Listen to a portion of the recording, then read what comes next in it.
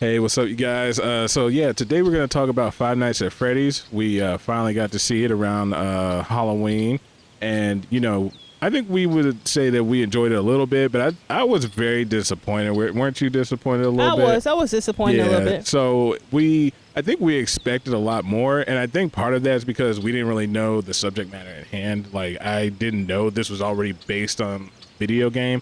And then I also really didn't know that I think it was more suited towards like a younger audience, not necessarily us. But yeah, there was a lot of elements that I didn't particularly like, and it kind of felt a little slow and monotonous. But yeah, let's get into it and talk about it. Well, let's actually start with what we did like, so we don't just sound like we hating on the movie. Yeah, well, I knew it was based off a video game. Yeah. I remember I was working with this young actor over the summer, and I brought up Five Nights at Freddy's, and she got so giddy and excited to say it was based off a game. So I knew that much. Okay. I really thought it was going to be a more entertaining movie because I really enjoyed the premise. The elements is there. Like, as a kid growing up, you've been to Chuck E. Cheese, you see those animatronics, and they be like, popping out the surfing you and exactly right, surfing you and moving. It kind of looks scary a little bit. When you first see it, it's terrifying. It's so terrifying, especially if you're 3 years old. It's almost traumatic, almost. Right. But like, I just love the elements, and I didn't know how big of an IP it was. Yeah, me neither. But I knew it was established in IP, and I knew it was like, the younger generation is really crazy for it. I didn't know that it was going to be aimed so much to the younger generation. Right. I thought it was going to be more of a bigger, like a blockbuster type thing that everybody was going to be able to enjoy it. But when I got online, I saw parents was having Five Nights at Freddy's parties and sleepovers, and I said, okay, I get it. Yeah. They knew their audience. Right, exactly. We the ones who had it confused. They knew their audience. They knew their audience was going to be a lot more kids and younger people, so it made sense to why they made that business decision. You already know who produced it was Blumhouse, so right. It made sense after the fact. Still wasn't a big fan though, and I guess you said we want to talk about the things we did like. Yeah, tell me what we like. I thought the animatronics looked so dope.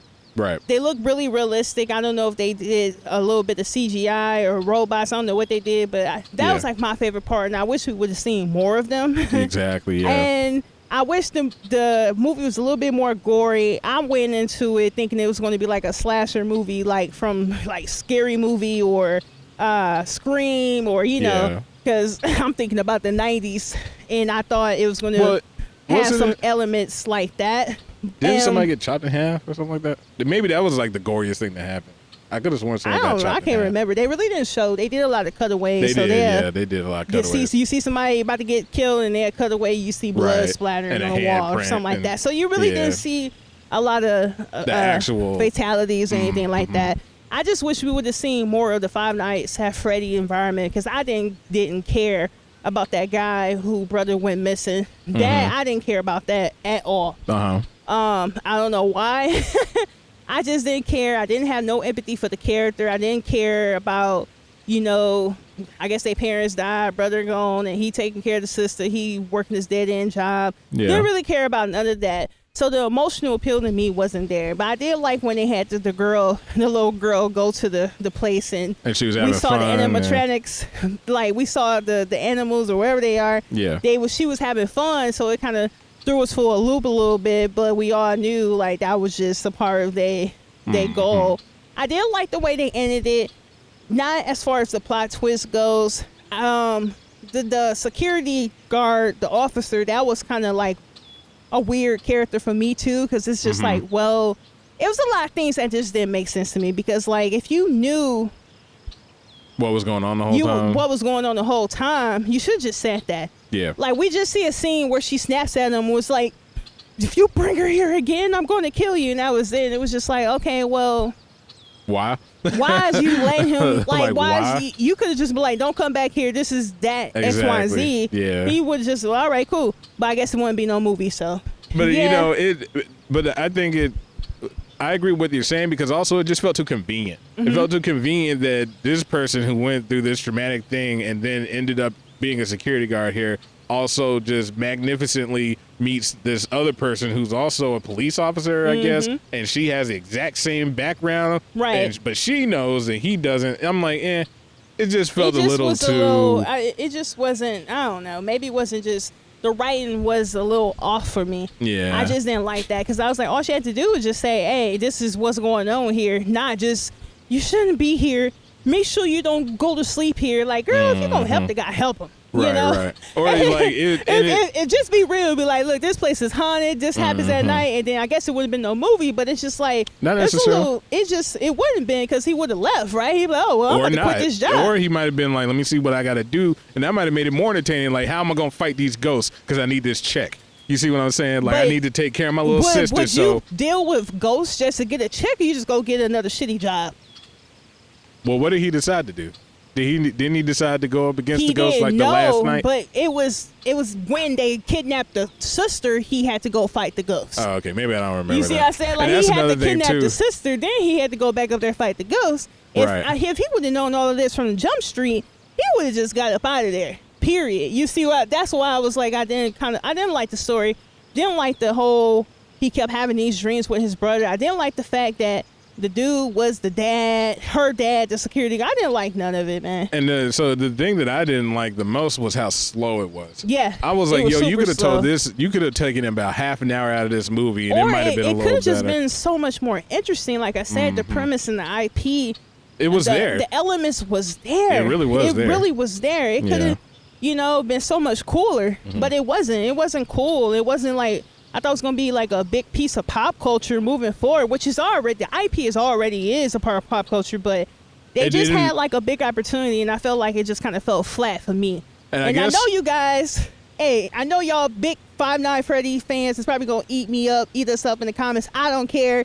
This is exactly how I feel. So, well, what I was going to say is, one of the things about when you adapt these things into movies is like you got to do it justice, right? Yeah. So maybe also anybody in the comments or anybody that's watching this, let us know, like, did this movie actually do it justice to the original IP? You know what? That makes sense. How do you guys feel about it? It could be we just don't know what we talk about. Right. It could be that the game is just as slow as this movie, and if that's the case and that's what y'all like, then cool. Then I'm happy for you. And it makes sense to why they adapted the way they did. Exactly. But let us know how you guys feel about Five Nights at Freddy, the people who played the game, the people who was fanatics about the game. Right. Did it do justice for you guys? Because you are the main audience. Exactly. I will really want to know this because we're talking from the perspective of people who never played the game. Exactly. We're just watching the movie.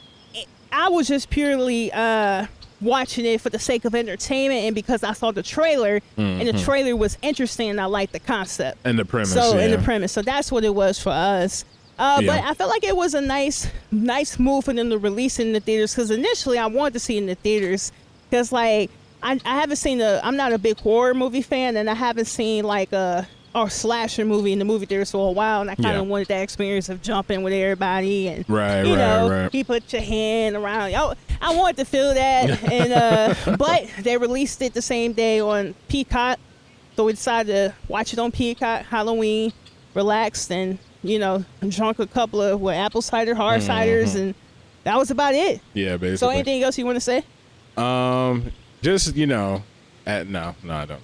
I don't have anything else. I was gonna say like if I was making like a movie about animatronics like this that reminds me so much of my childhood and Chuck E. Cheese, like I would just really, really want to focus a lot more on that element of the story. Right.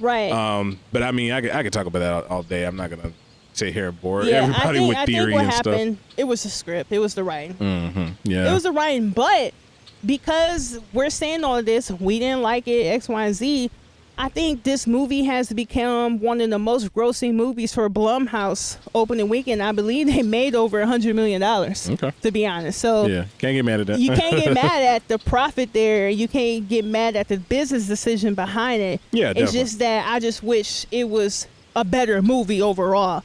And like that's where the line, the murkiness comes with filmmaking because like, yeah, they made another movie. Yeah, they already announced a sequel. But at the end of the day... Oh, really? Yeah.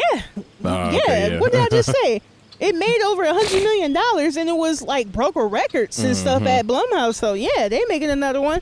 And I just hope that the other one will be better. I don't know if I'm going to run to watch it.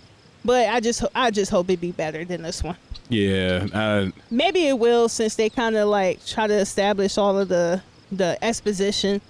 But and then once again, I still don't know how far the game goes and right, if they're I don't building know on top anything of about that the story. game. So, But except for I did know that the kids' souls got stuck inside the animatronics, that part. But as far as, the dad and all of that, they didn't know nothing about that. But Five Nights at Freddy's, it was a pretty decent movie. If you just want to put something on to watch one day, just watch it, for the sake of entertainment. So, anything else?